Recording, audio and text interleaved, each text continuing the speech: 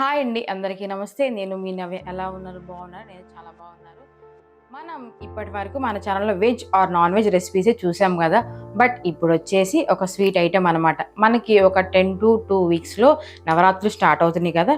So, అందుకని ఇప్పుడు నేను చేసే స్వీట్ ఐటెమ్ మీకు హెల్ప్‌ఫుల్ అవుతుందని హోప్‌తో ఇప్పుడు నేను మీకు చేసి చూపిస్తున్నాను. ఓకేనా? Let's start the video. ఆ స్వీట్ ఐటెమ్ వచ్చేసి చక్కెర పొంగల్ అనమాట. ట్రెడిషనల్ వేలో అథెంటిక్ స్టైల్‌లో అది ఎలా చేయాలి, ఏంటి, ఏమేమి ఎంత యాడ్ చేయాలి అని నేను కరెక్ట్‌గా మెజర్‌మెంట్స్‌తో సహా చెప్తాను. మీరు ఫాలో అయిపోండి. మన ఈ చక్కెర పొంగల్‌కి మెయిన్‌గా కావాల్సింది పొట్టు తీసిన పెసర బద్దలనమాట. సో, వీటిని మనం గీలో ఫ్రై చేసుకుందాం ఇప్పుడు. ఓకేనా? ఇప్పుడు మనం వచ్చేసి గ్యాస్ ఆన్ చేసుకుందాం. మన ఈ వాటి కోసం ఫ్రై చేసుకోవాలి కదా వాటిని.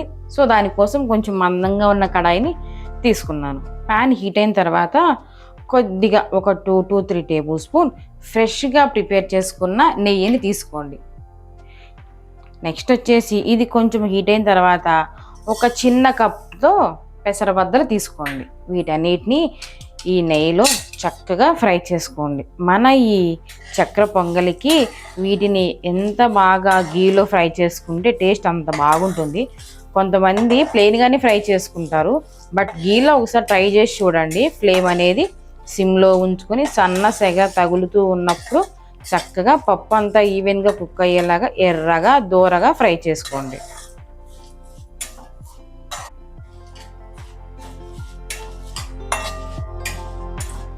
చక్కగా గీలో మన ఈ పెసరబద్దలు చక్కగా ఫ్రై అయ్యి మంచి అరోమా ఇస్తూ కలర్ ఇలా కొంచెం రెడ్ కలర్లోకి చేంజ్ అవుతాయి కదా!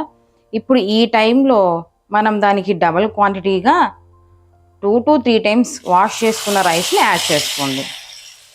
రైస్ కూడా గీలో కొంచెం ఫ్రై చేసుకుంటే చాలా బాగుండిద్ది చక్కెర పొంగలి. చక్కగా స్లోగా ఫ్లేమ్ అనేది సిమ్లో ఉంచుకుని రైస్ కూడా యాడ్ చేసుకోండి.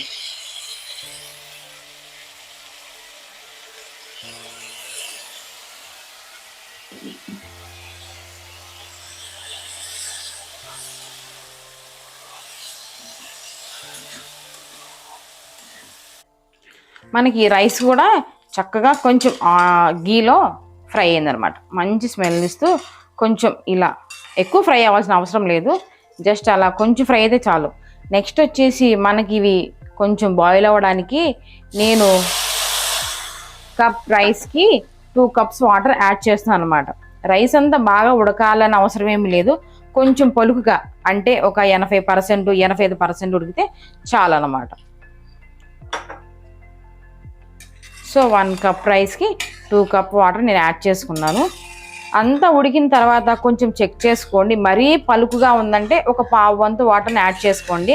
లేదంటే ఆపేసేయండి. రిమైనింగ్ మనకు ఆ పలుకంతా మనం షుగర్ పాకంలో, బెల్లం పాకంలో కుక్ చేస్తాం కదా, అప్పుడు ఈవెన్గా కుక్ అవుతుంది. ఇప్పుడు మనం మూత పెట్టుకుని దీన్ని ఒక 5 మినిట్స్ హై ఫ్లేమ్లో పెట్టుకుని కుక్ చేసుకుందాం. ఒక 5 మినిట్స్ అయ్యింది కదా, ఇప్పుడు మనం ఒకసారి చెక్ చేద్దాం. రైస్ చూడండి ఆల్మోస్ట్ ఒక 50-60% మనకు కుక్ అయింది. ఇంకొంచెం కుక్ అవ్వాలన్నమాట. సో నాకు ఉన్న వాటర్ చాలు, దాంతోనే మొత్తం కుక్ అవుతుంది. ఇన్ కేస్ మీకు యాడ్ చేసిన వాటర్ చాలకపోతే మీరు మళ్ళీ కొంచెం ఒక పావు వంతు యాడ్ చేసుకోండి. అండ్ అలాగే మనకి ఈ తేమ కూడా కుక్ అయ్యే లోపల మనం దీనికి కావాల్సిన స్వీట్నెస్కి కావాల్సిన బెల్లం పాకాన్ని ప్రిపేర్ చేసుకుందాం. దీనికోసం కొంచెం వెడల్పుగా ఉన్న గిన్నెని తీసుకోండి. మన ఈ పాకానికి కొంచెం వాటర్ని యాడ్ చేసుకోండి. ఎక్కువ వద్దు, కొంచెం చాలు. మన ఈ స్వీట్నెస్ కోసము నేను ఏ కప్తో అయితే పెసరబద్దలు తీసుకున్నానో ఆ కప్ నిండా వచ్చేసి షుగర్, అండ్ అలాగే ఏ కప్తో అయితే రైస్ తీసుకున్నానో ఆ కప్ నిండా వచ్చేసి బెల్లాన్ని యాడ్ చేసుకోండి. దీనిలో షుగర్ అనేది మీ ఆప్షనల్ అండి, యాడ్ చేసుకోవచ్చు లేదా స్కిప్ చేయొచ్చు. ఓకేనా? చక్కగా ఫ్లేమ్ అనేది మీడియంలో అడ్జస్ట్ చేసుకుని ఇదంతా కలిసేలాగా మనకి తీగ పాకం వచ్చేలాగా చక్కగా మిక్స్ చేస్తూ కలుపుకోండి. మరీ ముదురు పాకం రానివ్వద్దండి, మనకి మరి రైస్ కుక్ అవ్వాలి కదా. సో కొంచెం ఈ బెల్లము, పంచదార అంతా కరిగి చిన్నగా తీగ పాకం వస్తే చాలు. అప్పటి వరకు ఫ్లేమ్ అనేది మీడియంలో కానీ అండ్ సిమ్లో కానీ అడ్జస్ట్ చేసుకుంటూ కలుపుతూ కుక్ చేసుకోండి ఈ రసాన్ని.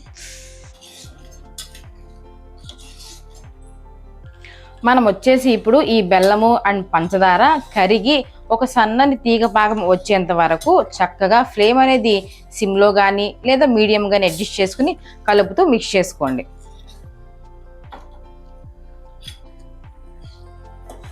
చాలండి, మనకి ఇప్పుడు తీగ పాకం వచ్చేసింది.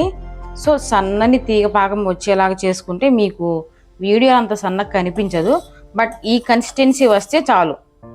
మన పంచదార అండ్ బెల్లము యాడ్ చేసాం కదా, అవన్నీ నీట్గా కరిగి ఇలా వస్తే చాలు అన్నమాట. ఇప్పుడు మనం గ్యాస్ ఆఫ్ చేసుకుని దీన్ని కొంచెం ఫిల్టర్ చేసుకుందాం. మనం ఒకసారి రైస్ని చెక్ చేద్దాం. చూడండి పర్ఫెక్ట్గా ఎలా కుక్ అయ్యిందో. సో ఇలా ఈ కన్సిస్టెన్సీ అనమాట, అంతా ఉడకకూడదు. సో 85% ఉడికితే చాలన్నమాట. ఇప్పుడు మనం ముందుగా ప్రిపేర్ చేసుకున్నాం కదా షుగర్ సిరప్ని, అదే బెల్లం పాకాన్ని, సో దాన్ని ఫిల్టర్ చేసుకుని స్లోగా దీనిలోకి యాడ్ చేసేసుకోండి. మనకి పాకం అనేది కొంచెం ఇలా వాటర్ కన్సిస్టెన్సీ లాగా ఉంటే మనకి రైస్ కుక్ అవ్వడానికి బాగుంటుంది. మిగిలింది కూడా యాడ్ చేసేసుకోండి. చక్కగా ఇలా బెల్లం పాకాన్ని యాడ్ చేసుకుని కలుపుతూ మిక్స్ చేసుకోండి. మనకి ఈ రైస్లో ఉన్న పలుకంతా ఇప్పుడు ఈ పాకం ద్వారా ఉడికి మెత్తగా అవుతుంది. ఇలా మొత్తం కలిపేసి మూత పెట్టేసి సిమ్లో ఉంచేసేయండి.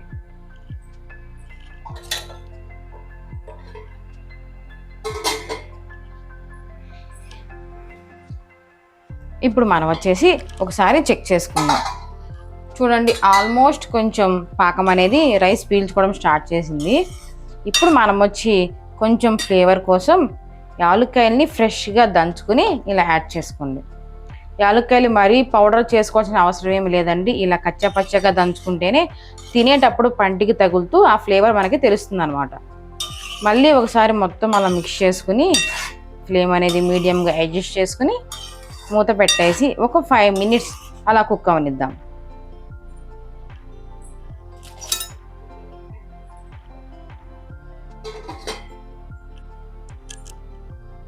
ఇప్పుడు మనం ఒకసారి మూత తీసి చెక్ చేద్దాం. చూడండి మంచి స్మెల్తో మన చక్కెర పొంగలి పలుకు పలుకుగా ఎంత టేస్టీగా రెడీ అయిందో. ఇప్పుడు ఈ టేస్ట్ని ఇంకొంచెం పెంచడానికి కొంచెం దీనిలో ఒక ఇంగ్రీడియంట్ యాడ్ చేయొచ్చు. అదేంటిదంటే తేనె అన్నమాట. సో ఈ తేనె యాడ్ చేయడం వల్ల దీని టేస్ట్ ఇంకా ఎన్హాన్స్ అవుతుంది. మీరు ఎప్పుడు ట్రై చేయకపోతే ఇప్పుడు తప్పనిసరిగా ట్రై చేయండి. తేనె అనేది ఈ చక్కెర పొంగలికి చాలా టేస్ట్ వస్తుంది. సో చక్కగా తేనె యాడ్ చేసుకుని మంచిగా కలుపుతూ మిక్స్ చేసుకోండి. ఈ చక్కెర పొంగలికి రైస్ అనేది ఇలా పలుకు పలుకుగా ఉంటేనే తినడానికి చాలా బాగుంటుంది. ఎక్కువ ఓవర్ కుక్ అవనియొద్దు రైస్ని. ఓకేనా, చక్కగా ఇలా కలుపుతూ మిక్స్ చేసుకోండి. కొంచెం గీని కూడా యాడ్ చేసుకోండి. మనకి ఈ స్టేజ్లో కొంచెం అడుగంటే ఛాన్స్ ఉంది. సో అందుకని కొంచెం గీ యాడ్ చేసుకుని చక్కగా కలుపుతూ మిక్స్ చేసుకోండి. ఇంతేనండి, చాలా సింపుల్గా చేసుకోవచ్చు. ఇప్పుడు దీన్ని మూత పెట్టేసి పక్కన పెట్టేసేద్దాం. దీనిలో కావాల్సిన డ్రై ఫ్రూట్స్ని ఇప్పుడు మనం ఫ్రై చేసుకుందాం. మనం వచ్చేసి ఇప్పుడు డ్రై ఫ్రూట్స్ని ఫ్రై చేసుకోవాలి కదా, దానికోసం ఒక 3 to 4 పెద్ద టేబుల్ స్పూన్ గీని తీసుకోండి. ఇది కొంచెం వేడెక్కిన తర్వాత నేను ఇక్కడ చూపిస్తున్నాను కదా ఎండు కొబ్బరి అండ్ జీడిపప్పు కిస్మిస్, వీటిని గీలో ఫ్రై చేసుకోండి. చక్కగా మీడియంలో ఉంచుకుని ఫ్లేమ్ అనేది వీటన్నిటిని కలుపుతూ మిక్స్ చేసుకోండి. మన ఈ చక్కెర పొంగల్కి ఇవి మెయిన్ టేస్ట్ వస్తాయండి. సో వీటిని అస్సలు స్కిప్ చేయొద్దు. మెయిన్గా వచ్చేసి ఎండు కొబ్బరి ముక్కలు అన్నమాట. సో వీటిని దోరగా ఫ్రై చేసుకోండి.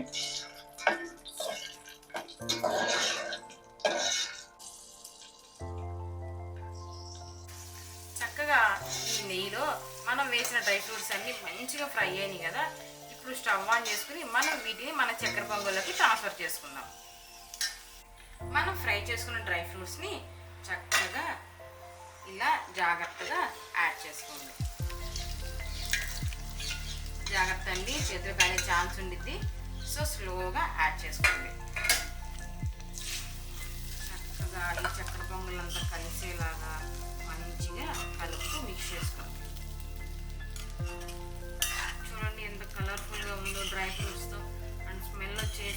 అది అల్టిమేట్ ఉందండి. మీరు తప్పకుండా ఈ రెసిపీని ట్రై చేయండి. అండ్ అలాగే నవరాత్రుల్లో ఏదన్నా ఒక రోజు ఈ ప్రసాదాన్ని నైవేద్యంగా సమర్పించవచ్చు. ఓకేనా, తప్పకుండా ట్రై చేయండి. ఇంతే అండి, చాలా సింపుల్గా చేసుకోవచ్చు. ప్రసాదం స్టైల్లో చేసుకునే చక్కెర పొంగలి మన ఇంట్లోనే మనం ఈజీగా ప్రిపేర్ చేసుకోవచ్చు.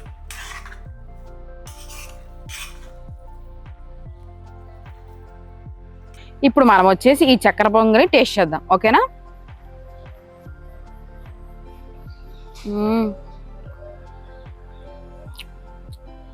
స్వీట్నెస్ అయితే కరెక్ట్గా సరిపోయింది. టేస్ట్ అల్టిమేట్ ఉంది. అండ్ అలాగే డ్రై ఫ్రూట్స్ కూడా చాలా బాగున్నాయి. ఇంతేనండి, చాలా సింపుల్గా చేసుకోవచ్చు. అండ్ చిన్న చిన్న ఫంక్షన్స్కి అయినా ఏమైనా గెట్ టుగెదర్స్కి అయినా తినాలి అనిపించినప్పుడు కొంచెం కొంచెంగా చేసుకోండి. ఓకేనా, ఈ రెసిపీ మీకు నచ్చినట్లయితే మన ఛానల్ని సబ్స్క్రైబ్ చేయండి. అండ్ అలాగే మరిన్ని మంచి రెసిపీస్ కోసం మన ఛానల్ చూస్తూ ఉండండి. ఓకేనా.